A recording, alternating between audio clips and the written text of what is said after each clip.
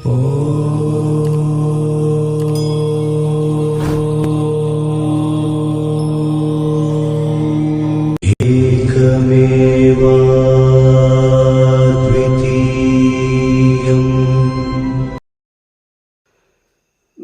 ಸ್ನೇಹಿತರೆ, ನಿಮ್ಮೆಲ್ಲರಿಗೂ ಯೋಗ ಮಾಸ್ಟರ್ ಚಾನಲ್ಗೆ ಸ್ವಾಗತ ಸುಸ್ವಾಗತ. ತಾವ್ಯಾರು ನಮ್ಮ ಚಾನಲನ್ನು ಸಬ್ಸ್ಕ್ರೈಬ್ ಆಗಿ ಬೆಲ್ ಬಟನ್ ಒತ್ತಿ ಹಾಗೂ ನಿಮ್ಮ ಅಭಿಪ್ರಾಯ ಅನಿಸಿಕೆಗಳನ್ನು ತಿಳಿಸಿ ಹೆಚ್ಚು ನಿಮ್ಮ ಸ್ನೇಹಿತರಿಗೆ ಸಾಧಕರಿಗೆ ಶೇರ್ ಮಾಡಿ. ಇವತ್ತು ನಮ್ಮ ಮುಂದೆ ಇದ್ದಾರೆ ರಾಯಚೂರಿಂದ ಬೀರ್ಲಿಂಗ ಅಂತಂದು. ಇವರು ನಮ್ಮ ಕುಂಡಲಿ ರಾಜಯೋಗ ಸಾಧನೆ ಮಾಡಿದ್ದಾರೆ. ಅವರ ಅನುಭವವನ್ನು ಅವ್ರ ಬಾಯಿಂದ ಕೇಳುವ ಮೊದಲು ಅವರು ಪರಿಚಯ ಮಾಡಿಕೊಡ್ತಾರೆ. ಆಮೇಲೆ ಅವರು ಯಾವಾಗ ದೀಕ್ಷೆ ತಗೊಂಡ್ರು ಅದನ್ನು ಹೇಳ್ತಾರೆ. ಅವ್ರಿಗೆ ಯಾವ ರೀತಿಯಾದ ಅನುಭವಗಳಾದವು ಸಾಧನೆಯಲ್ಲಿ ಅದನ್ನು ಕೂಡ ನಿಮ್ಮ ಮುಂದೆ ಸವಿಸ್ತಾರವಾಗಿ ಹೇಳ್ತಾರೆ. ನಮಸ್ಕಾರ ಬೀರ್ಲಿಂಗ ಅವರೇ. ನಮಸ್ಕಾರ. ಈಗ ನಮ್ಮ ಸಾಧನೆಯನ್ನು ನೀವು ಮಾಡಿದ್ರಿ, ನಮ್ಮ ಹತ್ರ ಬಂದು ಯಾವಾಗ ದೀಕ್ಷೆ ತಗೊಂಡಿದ್ರಿ ಅದನ್ನು ವೀಕ್ಷಕರಿಗೆ ಹೇಳಿ. ಆ ಕಡೆ ಮುಖವಾಗಿ 2024 ಡಿಸೆಂಬರ್ 13ನೇ ತಾರೀಕಿಗೆ ನಾನು ದೀಕ್ಷೆ ತಗೊಂಡಿದ್ದೆ. ಜೋರಾಗಿ 2024 ಡಿಸೆಂಬರ್ 13ರಲ್ಲಿ ನಾನು ದೀಕ್ಷೆ ತಗೊಂಡಿರೋದು.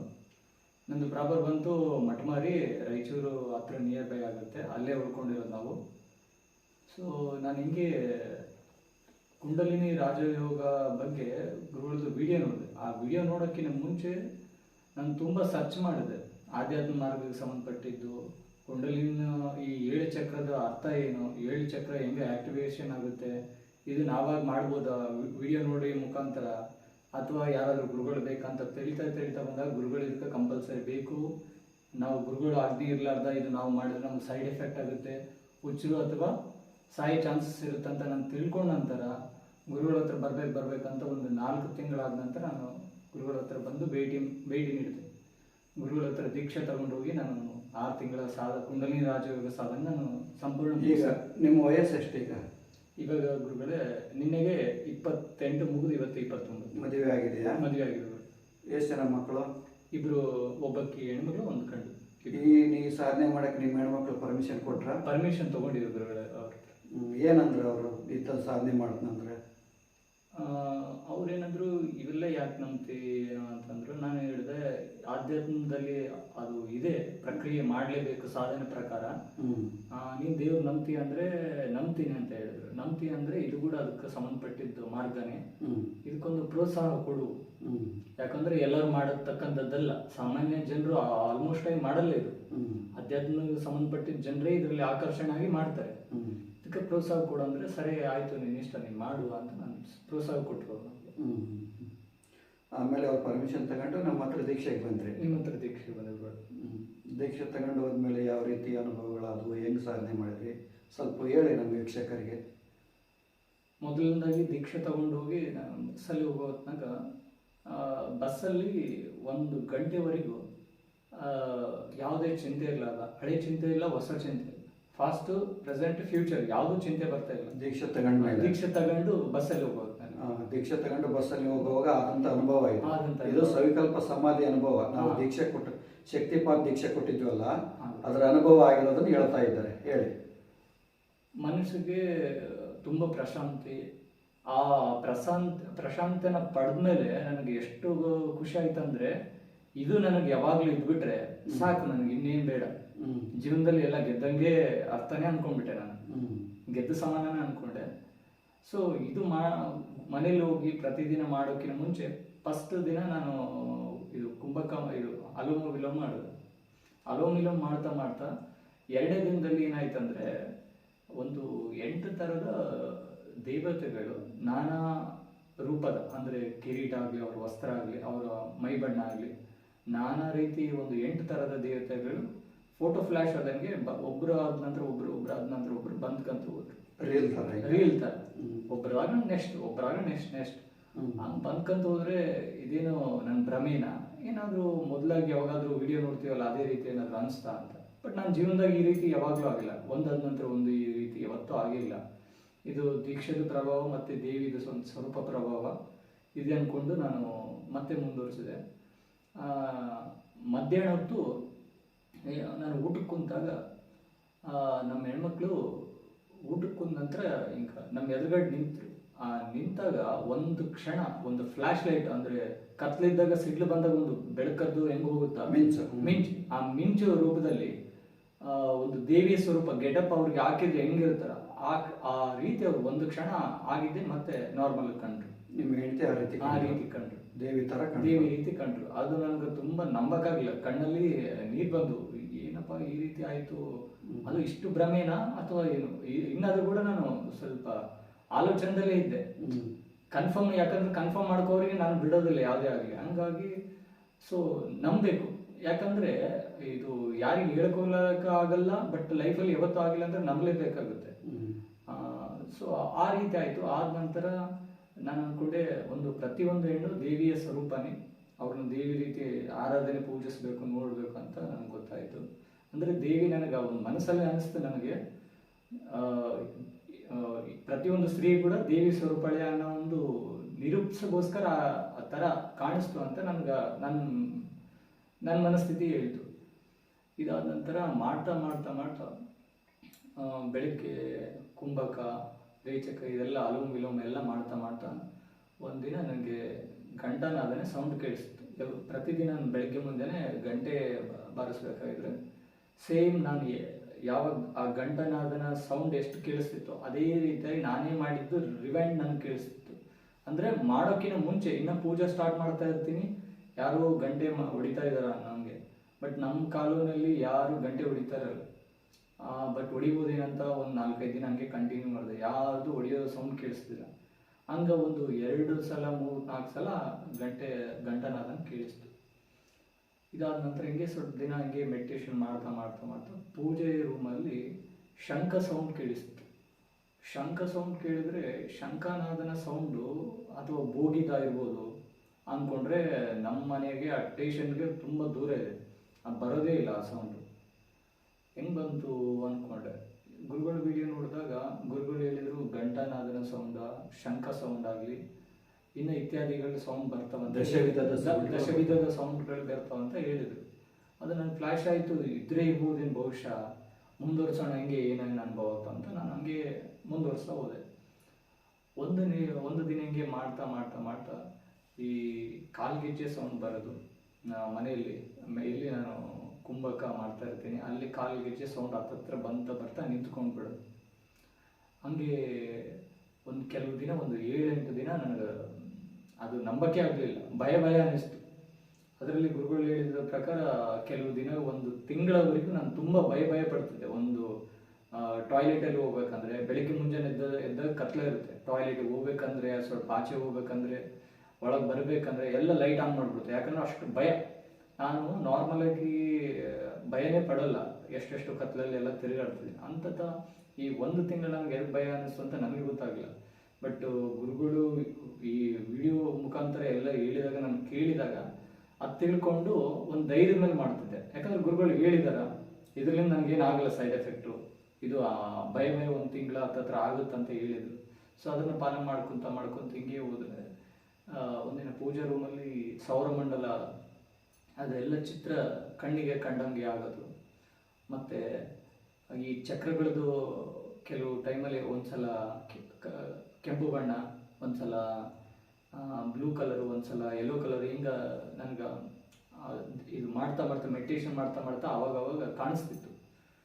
ಮತ್ತು ಇದೆಲ್ಲಷ್ಟೇ ಅಲ್ಲಂತೂ ಗೆಜ್ಜೆ ಸೌಂಡ್ ಅಂದರೆ ಎಷ್ಟು ದಿವಸ ಆಯ್ತು ಅದು ಹತ್ತತ್ರ ವಾರ 10 ದಿನದವರೆಗೆ ಆಗುತ್ತೆ. ಆಮೇಲೆ ಮನೆಯವ್ರಿಗೆ ಗೆಜ್ಜೆ ಬಿಚ್ಚಿಸಿ ಪರೀಕ್ಷೆ ಮಾಡಿದೆ, ಗೆಜ್ಜೆ ಬಿಚ್ಚಿಸಿ ಕೂಡ ಪರೀಕ್ಷೆ ಮಾಡಿದೆ. ನೀವ್ಕಿನ್ನ ಗೆಜ್ಜೆ ಹಾಕೊಂಡು ತಿರ್ಗಾಡ್ತಿದ್ರು ಅಂದರೆ ಗೆಜ್ಜೆ ಬಿಚ್ಚಿಸಿದೆ ಇದ್ದದ್ದು, ಗೆಜ್ಜೆ ಸೌಂಡ್ ಬರ್ತಿದ್ದಿಲ್ಲ. ಒಂದ್ಸಲ ಏನಾಗ್ಬಿಡ್ತಂದ್ರೆ ನನ್ನ ಮಗಳದ್ದು ಗೆಜ್ಜೆ ಸೌಂಡ್ ಕೇಳಿಸ್ತು, ಇದೇನು ಭ್ರಮೆ ಆಗಿರ್ಬೋದಾ ಅಂದ್ಕೊಂಡೆ. ಆಮೇಲೆ ಮಗಳನ್ನ ಮತ್ತೆ ನಮ್ಮ ರೂಮಲ್ಲಿ ಮಲ್ಸ್ಕೊಂಡ್ವಿ. ಇಲ್ಲಿ ಅವಳು ಕಾಲು ಏನಾದ್ರು ಉಜ್ಜಿದ್ರೆ ಗೆಜ್ಜೆ ಸೌಂಡ್ ಬರುತ್ತೆ, ಕಾಲು ಉಜ್ತಾ ಇಲ್ಲ ಸುಮ್ಮನೆ ಮಲ್ಕೊಂಡಿದ್ದಾಳೆ, ಹಿಂಗೆ ಲೈವಲ್ಲಿ ನೋಡ್ತಾ ಇದ್ನಿ, ಕಾಲು ಅಳಗಾಡಿಸ್ತಿಲ್ಲ, ಗೆಜ್ಜೆ ಸೌಂಡ್ ಬರ್ತಾ ಇದೆ. ಆ ಟೈಮಲ್ಲಿ ಯಾರು ಇದ್ದಿಲ್ಲ. ಅದೆಲ್ಲ ದೇವಿ ಪವಾಡ, ಇದು ದೇವ್ರ ಶಕ್ತಿನೇ ಇರ್ಬೋದು ಅನ್ಕೊಂಡೆ. ಆದ್ರೆ ಒಂದು ವೇಳೆ ಪ್ರತ್ಯಕ್ಷ ನನ್ನ ಎದುರುಗಡೆ ಬಂದ್ರೆ ಕೂಡ ನಾನು ನೋಡಕ್ಕಾದ್ರೂ ಆಗುತ್ತಾ ಇಲ್ಲ, ಭಯ ಬರಂತ ಆಗ್ತೀನಿ ಅನ್ನೋ ಅಷ್ಟು ಒಂದು ಇದಾಗ್ಬಿಡುತ್ತೆ. ಒಂದ್ ವೇಳೆ ಸಡನ್ಲಿ ಇವಾಗೆ ಬಂದ್ಬಿಟ್ರೆ, ಸಡನ್ ಆಗಿ ದೇವಿ ಬಂದಾಗ ಭಯ ಆಗುತ್ತೆ, ಆಕೆ ನೋಡೋ ಶಕ್ತಿ ಬೇಕಲ್ಲ ನಮ್ಗೆ, ನೋಡೋ ಶಕ್ತಿ ಇಲ್ಲ ಅಂತ ನಮಗೆ ಅವಾಗ ಗೊತ್ತಾಗ್ಬಿಡ್ತು. ದೇವಿಗಿನ ಸಡನ್ಲಿ ಬಂದ್ರೆ ಕೂಡ ನಾನು ಅನ್ಕೊಂಡ್ಬಿಟ್ಟೆ ಇಷ್ಟು ಜಲ್ದಿ ಹೆಂಗ್ ಬಂದ್ಬಿಟ್ರು, ನನ್ ಬಂದ್ರೆ ನೋಡಕ್ ಆಗಲ್ಲ ಅಂತ ಅನ್ಕೊಂಡ್ಬಿಟ್ಟೆ.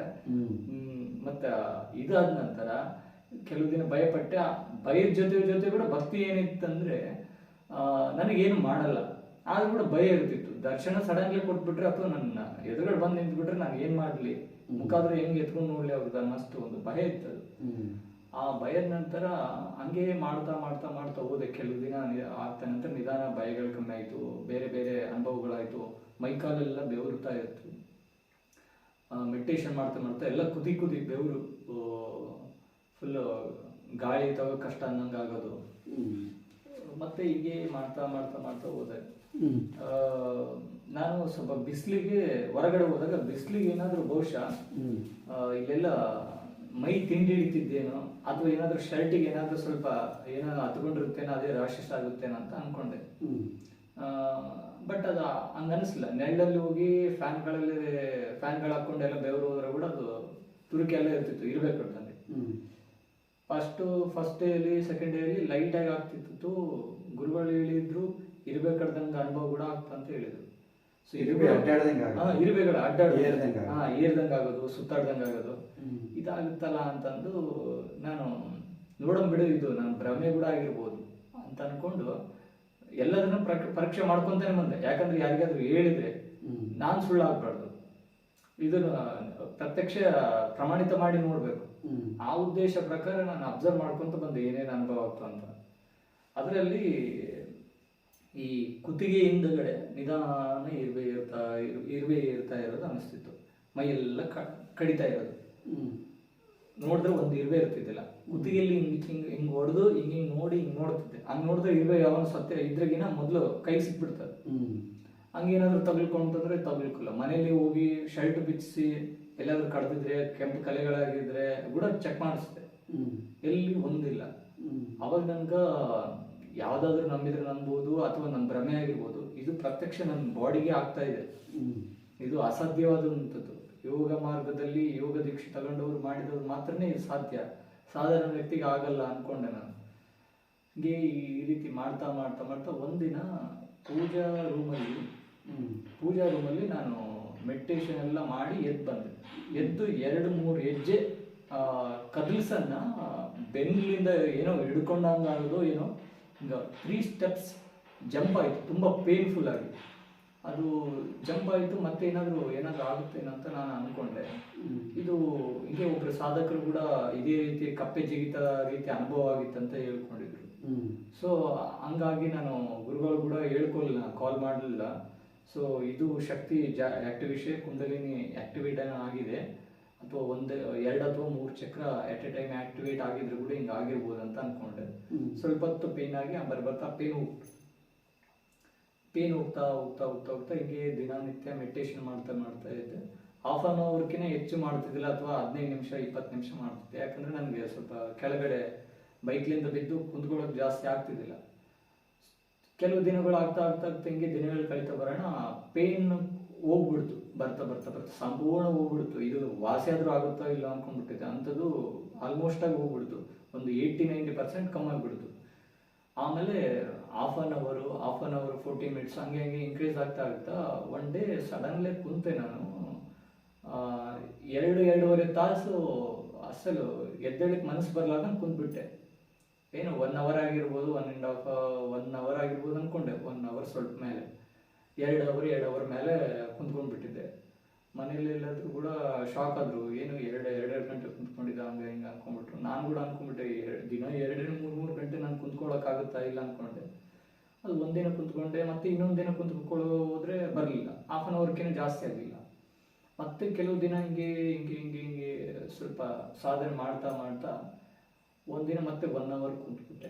ಅಂದರೆ ಯಾವಾಗ ನಂದು ಸ್ವಲ್ಪ ಮೈಂಡ್ ಎಲ್ಲ ಆಧ್ಯಾತ್ಮಿಕ ಕಡೆ ಸ್ವಲ್ಪ ಪ್ರಭಾವ ಹಾಕಿ ನಾನು ಸಂಪೂರ್ಣ ಅದರಲ್ಲಿ ತಲ್ಲಿನ ಹಾಕ್ತೀನೋ, ಅವಾಗ ಮೆಡಿಟೇಷನ್ ಕುಂತು ಬಿಟ್ರೆ 1.5 ಅವರ್ 2 ಅವರ್ 3 ಅವರ್ ಕೂಡ ಆಗ್ಬೋದು.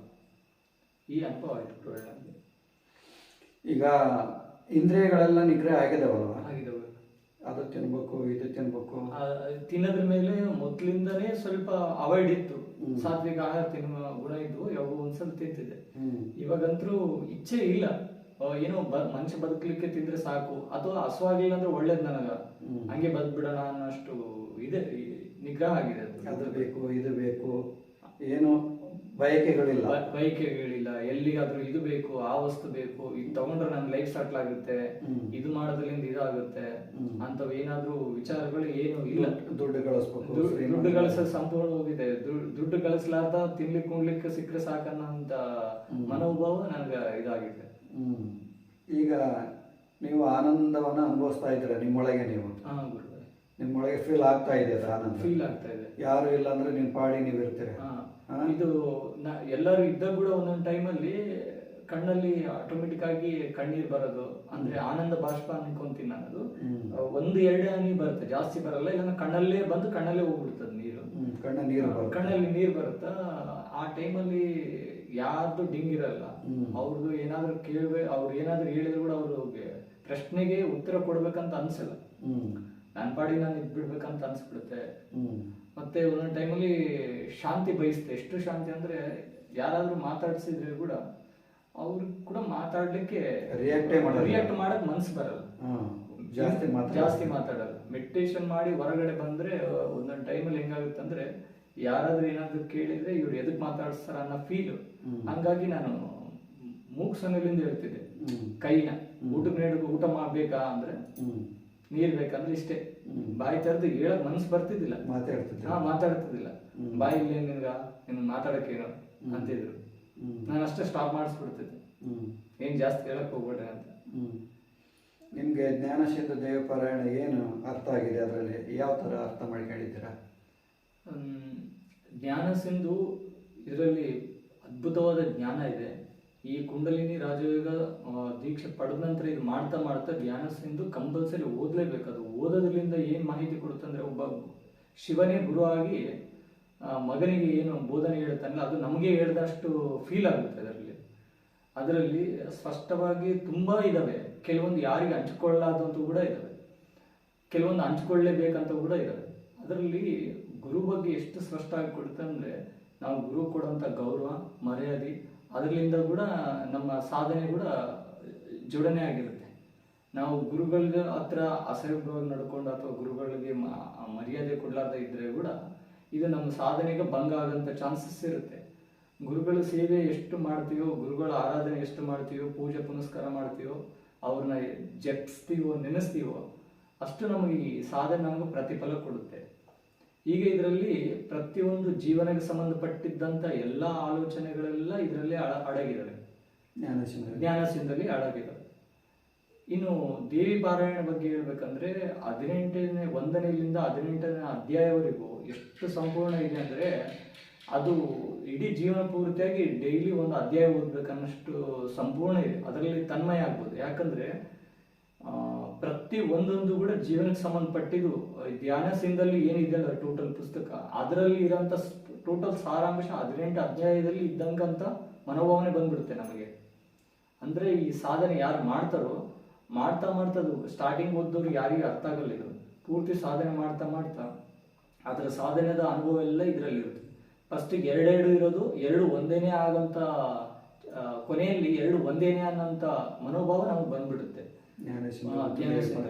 ಅದು ಒಂದು 10 ಪೇಜ್ ಓದಿದ್ರೆ ಏನಿರುತ್ತೋ ದೇವಿ ಪಾರಾಯಣದಲ್ಲಿ ಒಂದು ಅದರಲ್ಲಿ ಇರುತ್ತೆ, ಒಂದು ಅಧ್ಯಾಯದಲ್ಲಿ ಸಂಪೂರ್ಣ ಅಡಗಿರುತ್ತೆ. ಅದನ್ನ ಫಸ್ಟ್ಗೆ ಓದಿದ್ರೆ, ಓದ್ ನಂತರ ನೆಕ್ಸ್ಟ್ ಪೇಜ್ ತೆಗೆದ್ರೆ ಫಸ್ಟ್ ಪೇಜ್ ಏನು ಓದಿನ ಅಂತ ಮರ್ತೋಗ್ಬಿಡುತ್ತೆ. ದೇವಿ ಪಾರಾಯಣ ಜಲ್ದಿ ಅರ್ಥ ಆಗೋದೇ ಇಲ್ಲ. ಜ್ಞಾನಸಿಂಧು ಬೇಕಾದ್ರೆ ಅರ್ಥ ಆಗುತ್ತೆ, ದೇವಿ ಪಾರಾಯಣ ಜಲ್ದಿ ಅರ್ಥ ಆಗೋದಿಲ್ಲ, ಅರ್ಥನೇ ಆಗಲ್ಲ. ಯಾವಾಗ ನಮ್ಮ ಷಟ್ಚಕ್ರ ಜಾಗೃತಿಯಾಗಿ ಮೇಲ್ಮುಖವಾಗಿ ಅನಾಥ ಚಕ್ರಕ್ಕೆ ಏರುತ್ತೋ ಆಗ ಸ್ವಲ್ಪ ಅರ್ಥ ಆಗಕ್ಕೆ ಪ್ರಾರಂಭ ಆಗುತ್ತೆ. ಅದನ್ನ ಬಹಳ ಗುಪ್ತವಾಗಿ ಚಿದಾನಂದ ಅವರು ಇಟ್ಟಿದ್ದಾರೆ. ಅದನ್ನ ಒಂದು ಗುಪ್ತವಾಗಿ ಒಗಟಿನ ರೂಪದಲ್ಲಿ ಇಟ್ಟಿದ್ದಾರೆ. ಜ್ಞಾನಸಿಂಧು ಎಲ್ಲ ಓಪನ್ ಆಗಿದೆ. ಅದು ಏನಿಲ್ಲ, ಎಲ್ಲ ಕಡೆಗೆ ಬೇರ್ಬಿಟ್ಟಿದ್ದಾರೆ. ಅದು ಏನಿದ್ರೆ ನಿಖರವಾಗಿ ಹೇಳ್ಬಿಟ್ಟಿದ್ದಾರೆ. ನಾರ್ಮಲ್ ಆಗಿ ಓದೋರು ಜ್ಞಾನಸಿಂಧು ಅರ್ಥ ಮಾಡ್ಕೋಬಹುದು, ದೇವಿ ಪಾರಾಯಣ ಅರ್ಥನ ಮಾಡ್ಕೋದು ತುಂಬಾ ಕಷ್ಟ. ಮತ್ತೆ ಇನ್ನೊಂದು, ಒಬ್ಬೊಬ್ರೆ 100 ಸಲ 1000 ಸಲ ಓದಿರ್ತಾರೆ, ಏನು ಅರ್ಥ ಆಗಿಲ್ಲ. ಅದ್ರದ್ದು ಒಂದು 2 ಕಾಲಷ್ಟು ಕೂಡ ಅರ್ಥ ಆಗಿಲ್ಲ. ಎಷ್ಟೋ ಜನ ಇದ್ದಾರೆ. ನಾವು ಏನನ್ನ ಕೇಳಿದ್ರೆ, ನಾವು ಇಷ್ಟು ವರ್ಷದಿಂದ ನಾವು ದೇವ ಪಾರಾಯಣ ಮಾಡ್ತಾ ಇದ್ವಿ, 10 ವರ್ಷದಿಂದ ಓದ್ತಾ ಇದ್ದೀವಿ, 20 ವರ್ಷದಿಂದ ಓದ್ತಾ ಇದ್ದೀವಿ, 40 ವರ್ಷದಿಂದ ಓದ್ತಾ ಇದ್ದೀವಿ ಅಂತ ಏನೋ ಒಂದು ಪ್ರಶ್ನೆ ಕೇಳಿದ್ರೆ ಉತ್ತರ ಹೇಳಕ್ಕಾಗಲ್ಲ. ಮತ್ತೆ ಆಮೇಲೆ ಜೀವನದಲ್ಲಿ ಅಳವಡಿಕೊಂಡಿರೋದಿಲ್ಲ, ಅಳವಡಿಸ್ಕೊಂಡಿಲ್ಲ ಅದನ್ನ. ಈಗ ಹೇಳಕ್ಕೆ ಶಾಸ್ತ್ರ ತಿನ್ನಕ್ಕೆ ಬದ್ನಿಕಾಯಿ ನಂಗೆ ಶಾಸ್ತ್ರ ಹೇಳೋದ್ರಿಂದ ಬದ್ನಿಕಾಯಿ ತಿನ್ಬೇಡ್ರಿ ಅಂತ ಹೇಳ್ತಾರೆ, ಅವರೇ ಮನೆಗೆ ಹೋಗಿ ಬದ್ನಿಕಾಯಿ ತಿಂತಾರೆ. ಹಂಗಾಗಿದೆ. ಅಂದ್ರೆ ದೇವಿ ಪಾರಾಯಣ ಯಾವಾಗ ಅರ್ಥ ಆಗುತ್ತೆ ಅಂದ್ರೆ, ಒಬ್ಬ ವ್ಯಕ್ತಿ ಯಮ ನಿಯಮಗಳನ್ನು ಸರಿಯಾಗಿ ಪಾಲನೆ ಮಾಡಿ ತನ್ನ ಜೀವನದಲ್ಲಿ ಪ್ರತಿಯೊಂದು ಮೌಲ್ಯಗಳನ್ನು ಅಳವಡಿಕೆ ಮಾಡಿಕೊಂಡು ನಿಯಮ ನಿಷ್ಠೆಯಿಂದ ಸಾಧನೆ ಮಾಡ್ಕೊಂತ ಬಂದರೆ ದೇವಿ ಪಾರಾಯಣ ಅವಾಗ ತಾನಾಗಿನೇ ಅರ್ಥ ಆಗಕ್ಕೆ ಸ್ಟಾರ್ಟ್ ಆಗುತ್ತೆ. ಎಲ್ಲಿ ಸುಳ್ಳು, ಕಪಟ, ವಂಚನೆ, ದಾಂಭಿಕತನ ಇಂಥದ್ರಲ್ಲಿ ಜೀವನ ಮಾಡ್ತಾ ಇರೋವನಿಗೆ ದೇವಿ ಪಾರಾಯಣ ಅರ್ಥ ಆಗೋದಿಲ್ಲ. ಅವನು ನಾನು ಅಷ್ಟು ಸಲ ಓದಿದ್ದೀನಿ, ಇಷ್ಟು ಸಲ ಓದಿನಿ ಅಂತಂದು ಹೆಮ್ಮೆಯಿಂದ ಅಹಂಕಾರದಿಂದ ಹೇಳ್ಕೋಬಹುದು ಅಷ್ಟೇ. ಅದರಲ್ಲಿ ಅದು ಅವ್ರಿಗೆ ಸಂತೋಷ ಕೊಡ್ಬೋದು, ಬೇರೆ ಹೇಳಿದವರು ಅವ್ರ ಪರವಾಗಿದ್ದವ್ರು ನಂಬೋದು. ಬಟ್ ಇವರ ವ್ಯಕ್ತಿತ್ವ, ಇವ್ರ ಗುಣ ಆಲೋಚನೆ ಇವ್ರಿಗೆ ಸಂಪೂರ್ಣ ಬದಲಿ ಆಗಲ್ಲ. ಅದು ಬದಲಾಗ ಕೊಡಲ್ಲ. ಯಾಕಂದ್ರೆ ಈ ಅಹಂಕಾರ, ಕಾಮ, ಕ್ರೋಧ, ಮತ್ಸ, ಮದಗಳು ಇದೆಲ್ಲ ತುಂಬಿಕೊಂಡು ಇರೋರು ಇದ್ರ ಬಗ್ಗೆ ಓದಿದ್ರೆ ಕೂಡ ಅದ್ರ ಬಗ್ಗೆ ಏನು ಅರ್ಥ ಆಗಲ್ಲ. ಕೇಳೋರಿಗೆ ಅಷ್ಟೇ ಇದ್ರ ತುಂಬ ಗ್ರಂಥ ಮುಗಿಸಿದೀನಿ, ಇಷ್ಟು ಅಧ್ಯಾಯಗಳು ಓದ್ತೀನಿ, ಇಷ್ಟು ಗಂಟೆಗೆ ಎದ್ದೇಳ್ತೀನಿ, ಇಷ್ಟು ಪೂಜೆ ಪುನಸ್ಕಾರ ಮಾಡ್ತೀನಿ ಅನ್ನೋದಷ್ಟೇ ನಂಬಿ ಅವರು ಮೆಚ್ಚಬೇಕು ಅವ್ರನ್ನ. ಅಷ್ಟು ವಿನಃ ಅದಕ್ಕಿಂತ ಮೀರಿ ಅವರು ಏನು ಮಾಡಕ್ಕಾಗಲ್ಲ. ಅದರಲ್ಲಿ ಅನುಭವ ಇರೋದಿಲ್ಲ, ಸಾಧನೆ ಇರೋದಿಲ್ಲ, ಅನುಭವ ಇರೋದಿಲ್ಲ, ಸಾಧನೆ ಇರೋದಿಲ್ಲ. ಬರೇ ಗ್ರಂಥ ಓದಿದ ತಕ್ಷಣನೇ ಎಲ್ಲ ಸಿಗೋದಿಲ್ಲ. ಅದಕ್ಕೆ ತಕ್ಕಂಥ ಸಾಧನೆ ಬೇಕು, ಗುರು ಬೇಕು, ಗುರುವಿನ ಮಾರ್ಗದರ್ಶನ ಬೇಕು. ಗುರುವಿನ ಮಾರ್ಗದರ್ಶನದಲ್ಲಿ ಸಾಧನೆ, ಕಠೋರ ಸಾಧನೆ ಮಾಡಬೇಕು. ಶರೀರವನ್ನು ದಂಡಿಸ್ಬೇಕಾಗುತ್ತೆ. 3 ಹೊತ್ತು ಗಡತ್ತಾ ತಿಂದು ನಾನು ಅಂತಂದರೆ ಹಂಗೆಲ್ಲ ಭಗವಂತ ಸಿಗೋದು ಅಷ್ಟು ಸುಲಭ ಇಲ್ಲ. ಏನು ಸಡನ್ನಾಗಿ ಭಗವಂತ ಸಿಗುತ್ತಾನ? ಅಷ್ಟು ಸುಲಭ ಇಲ್ಲ ಭಗವಂತ ಯಾಕಂದರೆ ಮೊದಲೆಲ್ಲ 100 ವರ್ಷ 1000 ವರ್ಷ ತಪಸ್ ಮಾಡ್ತಿದ್ರು ಭಗವಂತನಿಗೋಸ್ಕರ. ಇದು ಕಲಿಯುಗ. 100 ವರ್ಷ 1000 ವರ್ಷ ತಪಸ್ ಮಾಡೋದು ಬೇಡ, ಕಠೋರ ಸಾಧನೆ ಮಾಡಬೇಕು. ಕಠೋರ ಸಾಧನೆ ಬೇಕಲ್ವ? ಕಠೋರ ಸಾಧನೆ ಇಲ್ಲ ಅಂದರೆ ಏನು ಅರ್ಥ ಆಗುತ್ತೆ? ಕಠೋರ ಸಾಧನೆ ಮಾಡಿದಾಗ ಈ ಶರೀರದ ಮೇಲಿನ ಮೋಹ ಕಳ್ಕೋಬೇಕು, ಈ ಶರೀರದ ಮೇಲಿರುವಂಥ ವ್ಯಾಮೋಹ ಕಳ್ಕೋಬೇಕು, ತಿನ್ನೋದ್ರ ಮೇಲೆ ಉಣ್ಣೋದ್ರ ಮೇಲೆ ಇರುವಂಥ ಮೋಹ ಅದನ್ನು ಕಳ್ಕೋಬೇಕು. ರೂಪ, ರಸ, ಗಂಧ, ಶಬ್ದ, ಸ್ಪರ್ಶ ಇವುಗಳನ್ನು ಬೇರೆ ಮಾಡ್ಕೋಬೇಕು. ಈ ದೇಹ ಅಲ್ಲ ನಾನು ಆತ್ಮ ಅನ್ನೋದನ್ನ ಅರಿವು ಆಗಬೇಕು ಅವನಿಗೆ. ಆ ಅರಿವಾದಾಗ ಅವನಿಗೆ ಬದಲಾವಣೆ ಕಾಣೋಕ್ಕೆ ಸ್ಟಾರ್ಟ್ ಆಗುತ್ತೆ, ಅನುಭವ ಆಗೋಕ್ಕೆ ಸ್ಟಾರ್ಟ್ ಆಗುತ್ತೆ, ಶಾಸ್ತ್ರಗ್ರಂಥಗಳ ಮರ್ಮಗಳು ಅರ್ಥ ಆಗೋಕ್ಕೆ ಸ್ಟಾರ್ಟ್ ಆಗುತ್ತೆ. ಇವು ಏನಿಲ್ಲ, ಇದು ಯಾವುದೂ ಇಲ್ಲ. ಇದು ಯಾವುದೂ ಇಲ್ಲದೆ ಇವತ್ತೇನಾಗ್ತಾ ಇದೆ ಅಂದರೆ, ಆಧ್ಯಾತ್ಮಿಕ ಲೋಕಕ್ಕೆ ಬರೋರ ಸಂಖ್ಯೆನೇ ಕಡಿಮೆ ಇದೆ. ಅಂಥದ್ರಲ್ಲಿ ಮುಟ್ಟಾಳ ಗುರುಗಳು ಬಹಳ ಜನ ಇದ್ದಾರೆ, ತುಂಬಿಕೊಂಡಿದ್ದಾರೆ, ಅವರೇ ತುಂಬಿಬಿಟ್ಟಿದ್ದಾರೆ. ಆ ಪಾಪ ಯುವ ಪೀಳಿಗೆ ಅಡ್ಡದಾರಿ ತೋರಿಸ್ಬಿಡ್ತಾರೆ. ಅಡ್ಡದಾರಿ ತೋರಿಸ್ತಾರೆ, ಅವ್ರಿಗೆ ನಂಬಿಕೆ ಹೋಗ್ಬಿಡುತ್ತೆ, ನಂಬಿಕೆ ಹೋಗ್ಬಿಡುತ್ತೆ. ನೋಡಿ, ನಮ್ಮ ಭಾರತ ದೇಶದ ಶಕ್ತಿ ಅಂದರೆ ಯುವಕರು. ಇವತ್ತೇನಾಗಿದ್ದಾರೆ, ಎಷ್ಟೋ ಜನ ಕ್ರಿಕೆಟ್ನಿಂದ ಬಿದ್ದಿದ್ದಾರೆ. ಎಷ್ಟೋ ಯುವಕರು ಕ್ರಿಕೆಟ್ನಿಂದ ಬಿದ್ದು ತಮ್ಮ ಜೀವನ ಹಾಳು ಮಾಡ್ತಾರೆ. ಎಷ್ಟೋ ಯುವಕರು ಸಿನಿಮಾದಿಂದ ಬಿದ್ದು ತಮ್ಮ ಜೀವನ ಹಾಳು ಮಾಡ್ಕೊತಾರೆ ಅಲ್ವಾ? ಎಷ್ಟೋ ಜನ ಬೇರೆ ಬೇರೆ ಇದರಲ್ಲಿ ಎಲ್ಲ ಬೀಜ ಆಗಿಬಿಟ್ಟಿದ್ದಾರೆ, ಮಾದಕ ವಸ್ತುಗಳಲ್ಲೆಲ್ಲ ಬೀಜ ಆಗಿಬಿಟ್ಟಿದ್ದಾರೆ, ಅಡಿಟ್ ಆಗಿಬಿಟ್ಟಿದ್ದಾರೆ. ಎಲ್ಲೋ ಕೆಲವರು ಆಧ್ಯಾತ್ಮಿಕ ಬರಬೇಕು, ಗುರುವಿನ ಮಾರ್ಗದ ಸಾಧನೆ ಮಾಡಬೇಕು ಅಂತ ಬರ್ತಾರೆ. ಅಂಥವ್ರಿಗೂ ಕೂಡ ಅವರು ಸರಿಯಾಗಿ ಸಾಧನೆ ಮಾಡಿ ಅನುಭವ ಪಡ್ಕೊಂಡಿದ್ರೆ ಮಾರ್ಗದರ್ಶನ ಕೊಟ್ಟು ಅವ್ರನ್ನ ಉದ್ಧಾರ ಮಾಡ್ಬೋದು. ತಾವೇ ಉದ್ಧಾರ ಆಗಿರೋದಿಲ್ಲ, ಅವ್ರಿಗೆ ಬೇರೆ ದಾರಿಗೆಲ್ಲ ನಾವು ಮಾರ್ಗದರ್ಶನ ಕೊಡ್ತೀವಿ, ದೀಕ್ಷೆ ಕೊಡ್ತೀವಿ ಅಂತಂದು ಇಂಥವರೆಲ್ಲ ಎಲ್ಲ ಕಡೆಗೆ ಉಟ್ಕೊಂಡ್ಬಿಟ್ಟಿದ್ದಾರೆ, ಬಹಳಷ್ಟು ಜನ ಉಟ್ಕೊಂಡ್ಬಿಟ್ಟಿದ್ದಾರೆ. ಅದರಲ್ಲಿ ಈಗಿನ ಯುವ ಪೀಳಿಗೆ ಏನಂದ್ರೆ, ಏನ್ ತೋರಿಸ್ತೀವೋ ಏನ್ ಹೇಳ್ತೀವೋ ಅದನ್ನೇ ನಂಬ್ತಾರೆ. ಫಸ್ಟ್ ಆಫ್ ಆಲ್ ಅದನ್ನ ನಂಬ್ತಾರೆ, ಅಲ್ಲಿ ಮೋಸ ಹೋಗ್ತಾರೆ. ಗುರುಗಳು ಸಿಕ್ಕಾಗ ಅವ್ರನ್ನ ಕೂಡ ಮೋಸವಿರೋಂತರಾಗಿ ಅವರೇ ನಮ್ಮ ಗುರುಗಳು ಅಂತ ನಂಬಕ್ಕ ಕಂಡುಹಿಡಿಯಕ್ ಆಗಲ್ಲ. ಸಂಶಯಕ್ಕೊಳಗಾಗ್ತಾರೆ. ಆಮೇಲೆ ಹೌದು, ಅವ್ರನ್ನ ಬೇಯಕ್ಕೆ ಸ್ಟಾರ್ಟ್ ಮಾಡ್ತಾರೆ. ಈಗ ಬೇರೆದವ್ರನ್ನೆಲ್ಲ ಕಂಡಿರ್ತಾರಲ್ಲ, ಇವ್ರು ಅವರೇ ತರ ಅಂತಂದು ಎಲ್ಲಾರನ್ನು ಸೇರಿಸಿ ತೂಗಿ ಬಿಡ್ತಾರೆ. ಬೇಟೆಗೆ ಇರಲ್ಲ, ಆಯ್ತು ಬಿಟ್ಟಾಗಿ ಇರೋದಿಲ್ಲ, ತೂಗ್ ಬಿಡ್ತಾರೆ, ಒಂದೇ ತಕ್ಕ ತೂಗಿ ಹೇಳ್ಬಿಡ್ತಾರೆ. ಇವ್ರೇನ್ ಬೇರೆ ಹೇಳ್ಬಿಡು, ಎಲ್ಲ ಒಂದೇ ಬಿಡು ಅಂಬ ಭಾವ. ಇದು ಯಾಕೆ ಆಗ್ತಾ ಇದೆ ಅಂದ್ರೆ, ಇವತ್ತು ಈ ಗುರು ಪರಂಪರೆ ಎಂಬುದು, ಆಧ್ಯಾತ್ಮಿಕ ಎಂಬುದು ಇವತ್ತು ಮಾಯ ಆಗಿ ಹೋಗ್ತಾ ಇದೆ. ಎಲ್ಲ ವೆಸ್ಟರ್ನ್ ಕಲ್ಚರಿಂದ ಬಿದ್ದುಬಿಟ್ಟು ನಮ್ದು ರಾಮಾಯಣ, ಮಹಾಭಾರತ, ಭಗವದ್ಗೀತೆ, ಪುರಾಣಗಳು ಇವುಗಳನ್ನು ಅಧ್ಯಯನ ಮಾಡೋರ ಸಂಖ್ಯೆ ಕಡಿಮೆ ಆಗಿದೆ. ಮನೆಯಲ್ಲಿ ಸಂಸ್ಕಾರಗಳು ಸಿಗ್ತಾ ಇಲ್ಲ. ಪ್ರತಿಯೊಬ್ಬ ತಂದೆ ತಾಯಿಗಳು ನಮ್ಮ ಮಗ ಡಾಕ್ಟರ್ ಆಗಬೇಕು, ಇಂಜಿನಿಯರ್ ಆಗಬೇಕು, ಡಾಕ್ಟರ್ ಆಗಬೇಕು, ಇಂಜಿನಿಯರ್ ಆಗಬೇಕು, ಇದೇ ಕನಸನ್ನು ಇಟ್ಕೊಂಡೆ ಜೀವನ ಮಾಡ್ತಾ ಇದ್ದಾರೆ. ಮಾಡ್ತಿದ್ದಾರೆ, ಹಾಗಿದ್ದಾಗ ಸಂಸ್ಕಾರ ಎಲ್ಲಿ ಕೊಡ್ತಾ ಇದ್ದಾರೆ ಮಕ್ಕಳಿಗೆ? ಸಂಸ್ಕಾರ ಇಲ್ಲ, ಏನಿಲ್ಲ. ಏನಿಲ್ಲ. ಹೌದಾ? ಈಗ